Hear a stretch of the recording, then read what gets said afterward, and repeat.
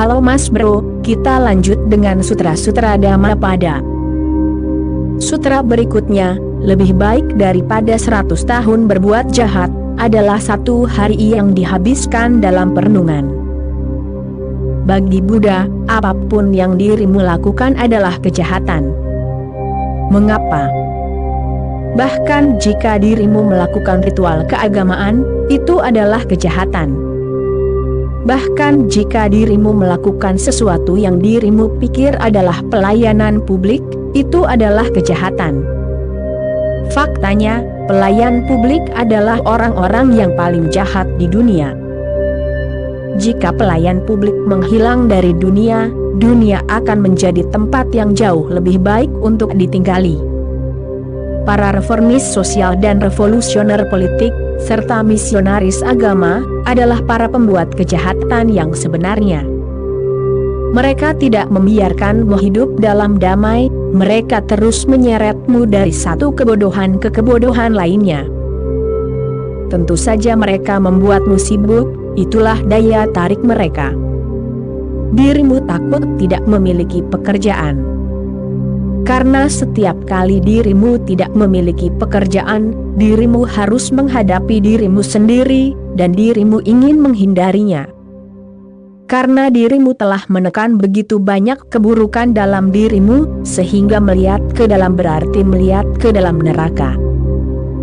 Dirimu tidak ingin melihat ke dalam. Dirimu terus-menerus melarikan diri dari dirimu sendiri, jadi pelarian apapun itu baik.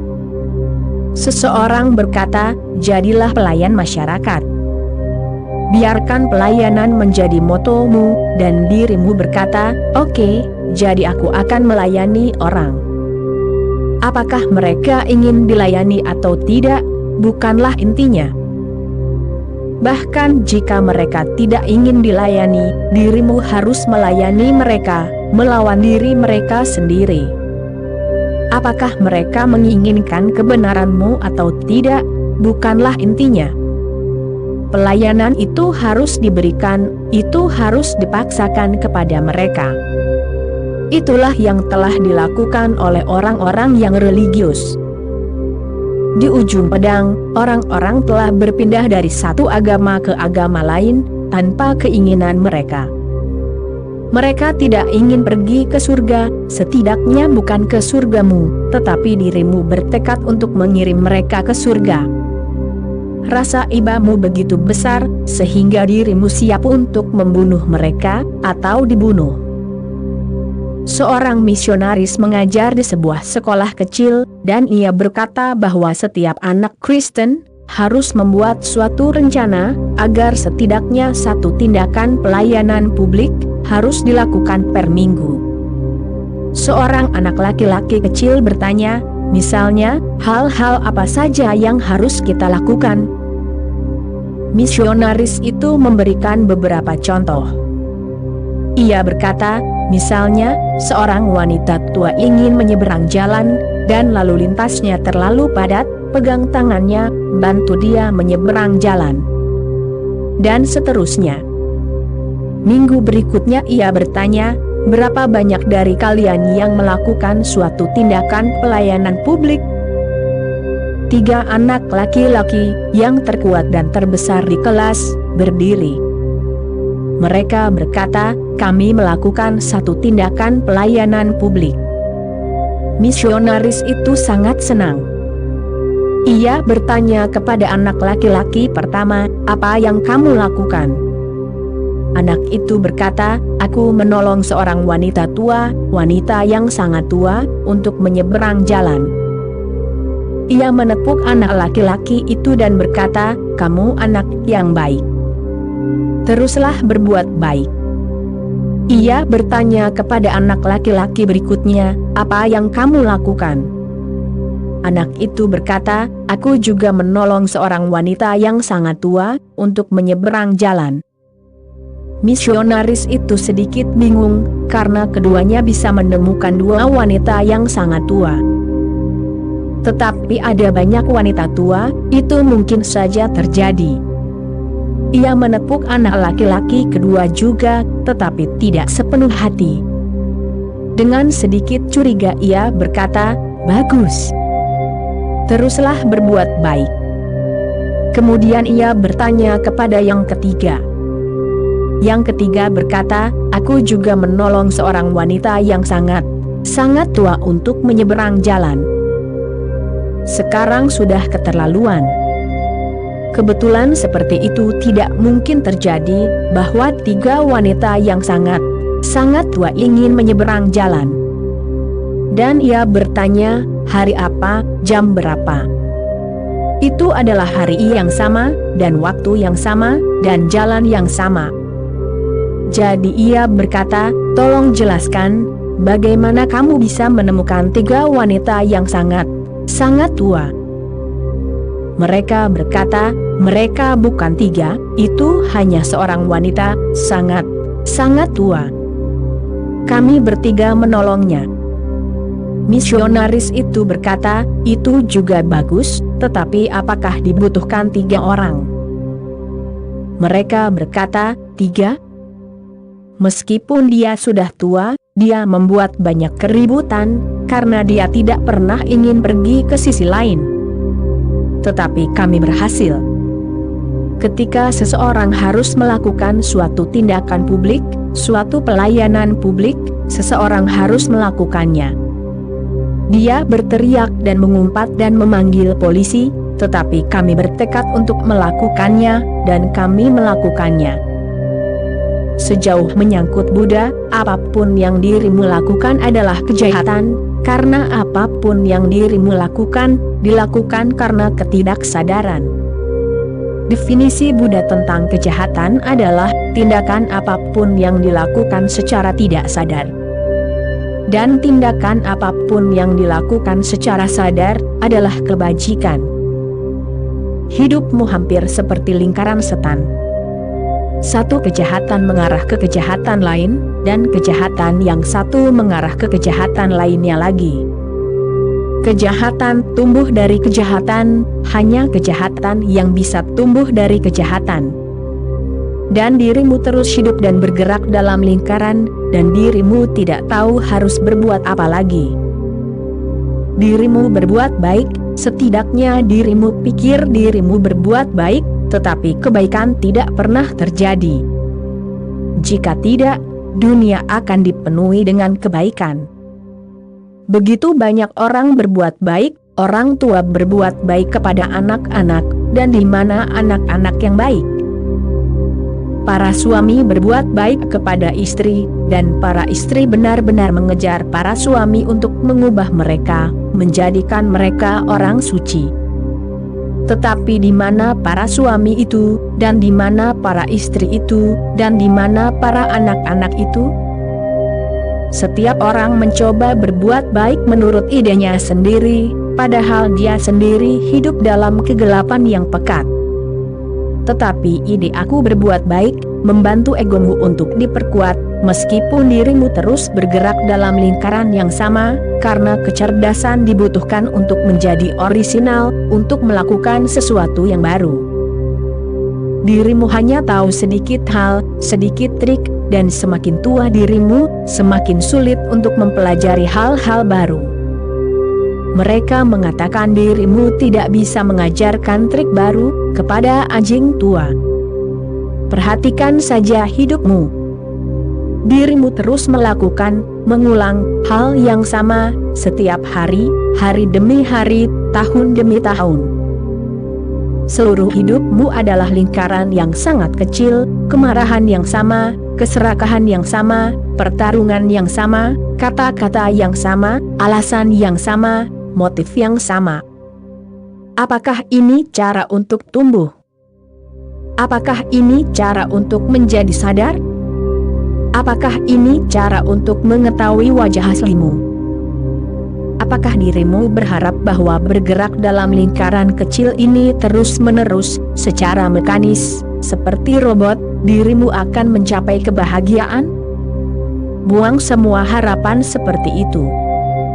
Dirimu tidak hanya terus bergerak dalam lingkaran kecil yang sama, dirimu mengulang, dirimu meniru orang lain dan kebodohan mereka. Dirimu terus-menerus mengulang, dirimu terus-menerus melihat-lihat apa yang sedang dilakukan oleh siapa. Dirimu tidak menjalani kehidupan dari dalam. Dirimu adalah peniru. Seluruh minatmu adalah pameran, bagaimana menunjukkan bahwa dirimu lebih baik dari yang lain.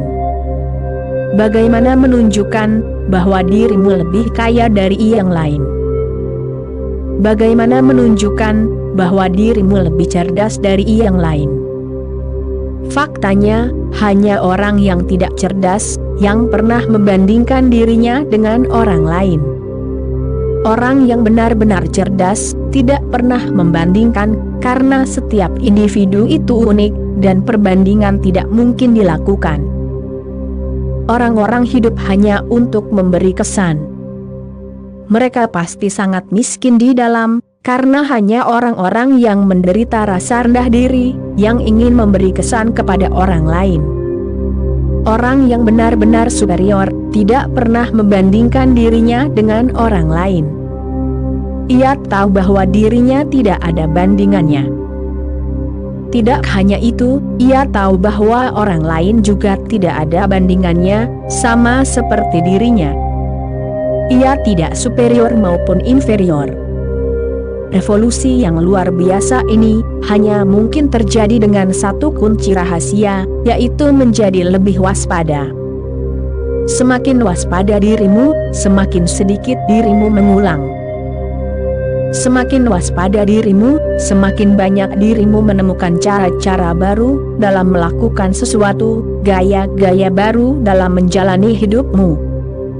Semakin waspada dirimu, semakin kreatif dirimu, dan hanya orang-orang kreatif yang tahu apa itu kebahagiaan.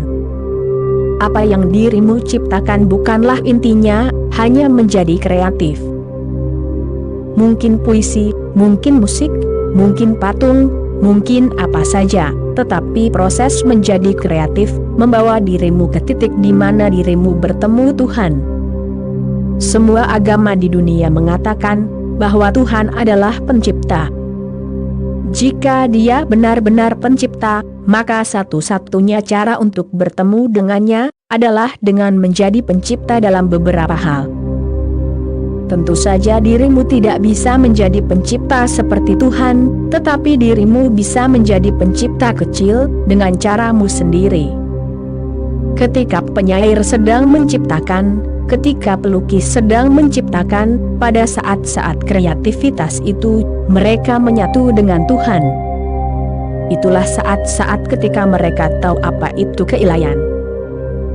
Tetapi penyair dan pelukis dan pematung hanya berada di ketinggian itu untuk beberapa saat, hanya untuk beberapa saat mereka mengetahui kepenuhan itu. Hanya mistikus, sang Buddha, sang Master, yang hidup di ketinggian itu 24 jam sehari, karena kreativitasnya halus, kreativitasnya tidak terlihat. Dia menciptakan kesadaran. Pertama-tama, dia menciptakan kesadaran dalam dirinya sendiri, kemudian dia mulai menciptakan kesadaran pada orang lain. Begitulah cara master dan murid berkumpul bersama, begitulah cara sebuah medan Buddha tercipta. Begitulah cara ribuan pencari mengelilingi seorang Buddha, karena ia menciptakan sesuatu yang tidak bisa dilihat, tetapi hanya bisa dirasakan oleh mereka yang telah ditembus Buddha, yang hatinya telah ia dorong sesuatu yang terpendam, dan telah membuatnya dinamis. Seorang Buddha menciptakan kesadaran, pertama-tama dalam dirinya sendiri, dan kemudian dalam mereka yang siap dan tersedia, dan percaya dan berserah diri. Lebih baik daripada 100 tahun kerusakan, adalah satu hari yang dihabiskan dalam kontemplasi. Kontemplasi bukanlah kata yang tepat, tetapi bagaimana menerjemahkan wawasan timur ke dalam bahasa barat, adalah sebuah masalah. Kontemplasi berarti memikirkan satu subjek secara terkonsentrasi. Bukan itu yang dimaksud Buddha ketika ia menggunakan kata dhyana. Dhyana berarti keadaan tanpa pikiran. Itu adalah kebalikan dari kontemplasi. kontemplasi tidak bisa menjadi kata yang tepat untuk menerjemahkannya. Tetapi aku bisa memahami masalahnya, kesulitan para penerjemah, tidak ada kata lain. Diana adalah salah satu kata yang tidak bisa diterjemahkan. Para penerjemah bahasa Mandarin sangat cerdas, karena mereka membiarkan kata itu tidak berubah. Diana menjadi Chen di Tiongkok, mereka tidak pernah menerjemahkannya. Kata itu mengambil bentuk yang sedikit berbeda, karena Diana adalah bahasa Sanskerta. Buddha tidak menggunakan bahasa Sanskerta, melainkan bahasa lokal Bihar, Pali. Dalam bahasa Pali, Diana adalah Jan, dalam bahasa Mandarin menjadi Chen, tidak diterjemahkan karena para penerjemah bahasa Mandarin memahami bahwa kata itu tidak bisa diterjemahkan. Lebih baik menggambarkannya daripada menerjemahkannya. Dan begitulah yang terjadi di Jepang, ketika kata itu sampai di Jepang, Chan menjadi Zen.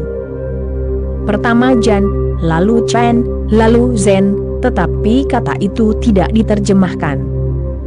Hal terbaik bagi bahasa-bahasa barat adalah membiarkan beberapa kata tidak diterjemahkan, karena dirimu tidak memiliki padanannya.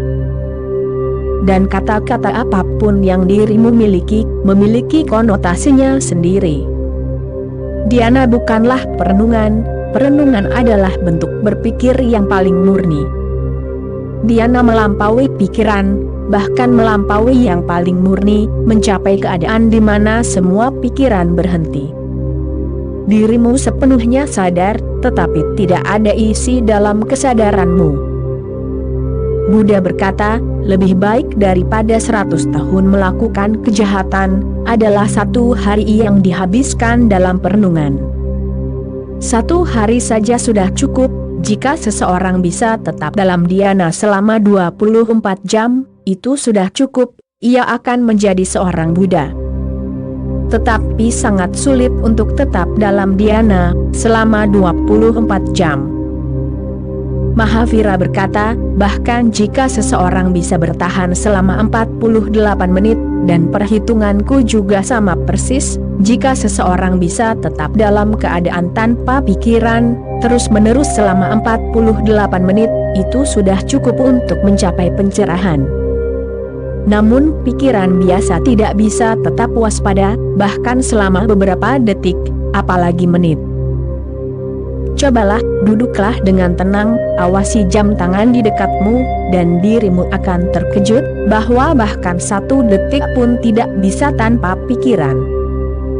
Hanya sesekali selama sepersekian detik, tidak ada pikiran. Namun saat dirimu melihat tidak ada pikiran, pikiran ini muncul, dirimu berkata, aha, selesai.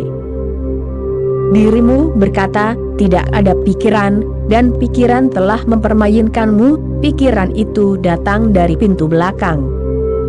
Dan jika dirimu mendengarkan dengan tenang, dirimu akan melihat pikiran tertawa, pikiran telah menipumu. Tanpa pikiran tetaplah pikiran, gagasan tentang tanpa pikiran, tetaplah pikiran. Oke Mas Bro, itulah kutipan kali ini, kita sambung lagi nanti. Terima kasih.